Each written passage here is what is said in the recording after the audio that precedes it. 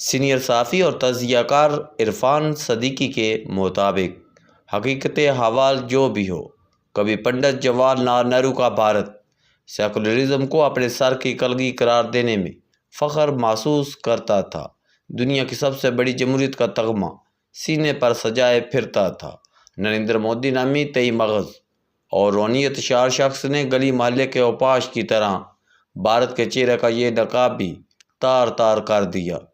بچپن سے ہی راشٹریہ سویک سنگھ کی آغوش دہشت میں پرورش پانے کے بعد گجرات کے وزیر اعلیٰ کے طور پر نفرتوں کو دورت میں گوندھی اس کی سرشست نے بالوں پر نکالے۔ 2002 کی مسلم کش مہم کی باقاعدہ منصوبہ بندی کرتے ہوئے اس نے انتہا پسندوں کے جتھے تیار کیے۔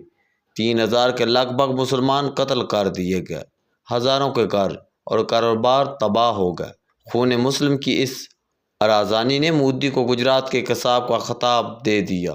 آج اس کی بلائیں لینے والے امریکہ نے اسے ویزا دینے سے انکار کر دیا تھا۔ مودی نے اس قتل و غارت گری کو اپنے عروج سیاست کے عارض و رخسار کا غزہ بناتے ہوئے اپنی سیاسی حکمت عملی کا بنیادی نقطہ بنا لیا۔ اس نے جان لیا کہ آگے بڑھنے، کانگریس کو پیچھے دھکیلنے، مذہب کے نام پر سستی جذباتیت ابھارنے اور نفرت کی دراڑیں ڈالنے سے ہی وہ وزارت عظمیٰ کے منصب تک پہنچ سکتا ہے۔ سو اس نے یہی رائے اختیار کی اور وہ کامران ٹھہرا۔ آج مودی کا بھارت اقلیت و بالخصوص مسلمانوں کی قتل گاہ بن چکا ہے۔ 22 کروڑ مسلم آبادی خوف و ہراس کے عالم میں شب و روز گزار رہی ہے، جس کے جوان نسل کے لیے کسی بھی شعبہ زندگی میں ہنر آزمانے کے تمام راستے بند ہیں۔ نریندر مودی بڑی محنت اور لگن کے ساتھ نفرتوں کی فصل پروان چڑھا رہا ہے۔ بھارتی معاشرہ تحمل، برداشت، ہمدردی، مذہبی رواداری اور پرامن بقائے باہمی جیسی اجلی انسانی اقتدار کا مارگھٹ بن چکا ہے۔ مودی کی سیاسی حکمت عملی کا دوسرا اہم جز پاکستان دشمنی ہے۔ وقفے وقفے سے پاکستان پر وار کرنا، بے سر و پا الزام عائد کرنا، جھوٹ پر مبنی داستانیں گڑھ کر دنیا کو گمراہ کرنا، پاکستان کے اندر دہشت گردی کرنے والے ملک دشمن عناصر کو ہر نوع کے وسائل فراہم کرنا، خوارج اور اشتہاری کتوں کی پرورش نمو اس کی بڑی ترجیحات بن چکی ہیں۔ یہی اس کی سیاسی کامیابی کی کلید ہے، جس کے ذریعے وہ 11 برس سے پرتان منتری کی کرسی پر بیٹھا ہے۔ مقبوضہ کشمیر کی صورتحال غزہ سے کم سنگین نہیں۔ گزشتہ 3 دہائیوں میں 90,000 سے زیادہ کشمیری شہید ہو چکے ہیں۔ 25,000 خواتین بیوگی کی سیاہ چادریں اوڑھے بیٹھی ہیں۔ 10,000 سے زیادہ دختران کشمیر کی عصمتیں لٹ چکی ہیں۔ ہزاروں جیلوں میں گل سڑ رہے ہیں، ان کی عبادت گاہیں محفوظ ہیں، نہ کاروبار گار نہ جائیدادیں۔ 2019 میں بھارتی آئین کے آرٹیکل 370 پر بھی یہی کلارا چلا دیا گیا، جو مقبوضہ جموں کشمیر کو خصوصی تحفظات دیتا تھا۔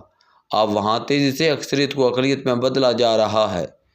زور و زبردستی سے بھارت میں ضم کر دیے جانے والا ایک خطہ جنت نظیر آہستہ آہستہ تعلیل ہو کر نفرت کی چیتا کا رزق بن رہا ہے۔ ماضی کی متعدد دہشت گردانہ وارداتوں کی طرح پہلگام بھی ہر پہلو سے بھارتی خفیہ کاروں کی ٹیکسال میں ڈلا منصوبہ دکھائی دیتا ہے۔ 7 لاکھ سے زیادہ بھارتی فوج بستی بستی گلی گلی مورچے سنبھالے بیٹھی ہے، قدم قدم پر چوکیاں ہیں، ہر 8 کشمیریوں پر ایک بندوق برادر کھڑا ہے۔ پہلگام کے معروف سیاحتی مقام پر ایسے واقعات پہلے ہی ہوتے رہے ہیں۔ بھارتی فوج اور اس کی ایجنسیاں کہاں ہیں؟ غیر ملکی یا ملکی سیاحوں کو بھیڑ بکریوں کے لاوارث گلے کی طرح کیوں چھوڑ دیا گیا؟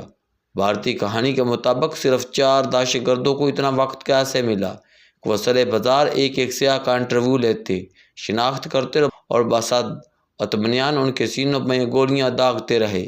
ابھی کسی زخمی کو اسپتال بھی نہیں پہنچایا گیا تھا کہ 10 منٹ کے اندر اندر پاکستان کے خلاف FIR کاٹ گئی اور اسے کیڑے میں کھڑا کر دیا گیا۔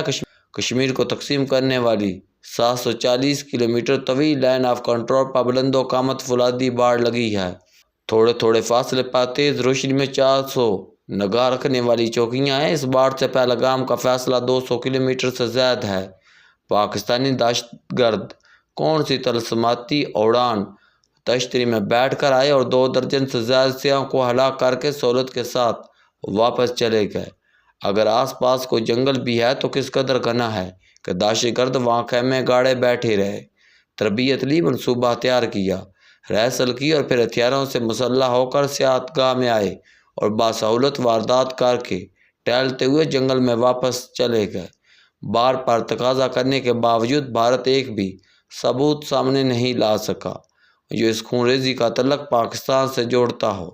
پھر بھی بھارتی توپوں کا رخ مسلسل پاکستان کی طرف ہے۔ زہر اگلا جا رہا ہے، جنگی جنون کو ہوا دی جا رہی ہے، بلوغ و سیاری فلانہ اعلانات اور اقدامات کیے جا رہے ہیں۔ 65 سالہ پرانے سندھ طاس منصوبے کو معطل کر کے آبی جارحیت کی دھمکی دی جا رہی ہے۔ حقیقت یہ ہے کہ بھارت سندھ، چناب اور جہلم کے بہاؤ کو روکنے کی صلاحیت ہی نہیں رکھتا۔ ایسا کرنے کے لیے اسے 8-10 سال کا وقت چاہیے۔ کیا پاکستان اتنا عرصہ دشت کربلا بڑھنے کے انتظار میں ہاتھ پہ ہاتھ دھرے بیٹھا رہے گا؟ اور اگر بھارت تمام عالمی قوانین، بیمی معاہدوں اور مسلمہ اخلاقیات کو پاؤں تلے روند کر ہمارے حصے کے دریاؤں کا گلا گھونٹنے کی روایت ڈالے گا تو برہما پتر، سندھ اور ستلج کا کیا بنے گا، جن کے دہانے چین میں ہیں؟ بھارت ایک بڑی عسکری قوت صحیح، اس کا دفاعی بجٹ ہم سے 10 گنا زیادہ صحیح، اس کا اسلحہ خانہ ہلاکت آفریں ہتھیاروں سے لبریز صحیح، لیکن بھارت کو اتنی خبر تو ہونی چاہیے کہ بندوقوں، مشین گنوں، توپوں، ٹینکوں اور بکربند گاڑیوں والا زمانہ لد گیا۔ پاکستان اور بھارت دونوں کی ٹوکریوں میں ناقابل تصور تباہ کاری پھیلانے والے تابکاری انڈے دھرے ہیں۔ عالم یہ ہے کہ پہلگام دہشت گردی کے مبینہ 4 ملزموں میں سے ابھی تک کوئی ایک بھی گرفت میں نہیں آیا۔ تحقیق و تفتیش کے لیے اب یہ معاملہ نیشنل انویسٹیگیشن ایجنسی کے سپرد کر دیا گیا ہے۔ آج 1 ہفتہ ہو گیا اپنے اور دنیا بھر کے عوام کی آنکھوں میں دھول جھونکنے کے لیے ٹمکٹوئیاں جاری ہیں، بات بن نہیں پا رہی اور جھنجھلاہٹ بڑھ رہی ہے۔ اچھا ہوتا کہ فالس فلیگ آپریشن کے اسکرپٹ رائٹرز پاکستان کا ملوث ہونے کا شواہد کو بھی جیلی تمیسن میں سمو دیتے۔ جب بھی امریکہ سے کوئی بڑا بھارت کے دورے پر آتا ہے، بھارت صرف پاکستان پر الزام دھرنے کے لیے آگ اور بارود کا ایسا تماشا ضرور رچاتا ہے۔ 2000 میں صدر کلنٹن کے دورے کو 40 کے لگ بھگ سکھوں کے لہو کا نذرانہ پیش کیا گیا اور اب گرم جوش میزبانی کے لیے امریکی نائب صدر کے حضور 2 درجن سے زائد سیاحوں کے سر تاش میں سجا کر نظر کر دیے گئے۔ میزبانی کا حق تو ادا ہو گیا، لیکن دنیا کے بازار سیاست میں بھارتی بیانی کا خریدار کوئی نہیں۔ یہ صورتحال مودی کا فشار خون بڑھا رہی ہیں۔ وہ اثرات و نتائج سے بے نیاز ہو کر کوئی بھی امکانہ قدم اٹھا سکتا ہے۔ یہ الگ بات ہے کہ اسے جواب میں وہی کچھ ملے گا جو کسی بھی امکانہ قدم کے رد عمل میں ملا کرتا ہے۔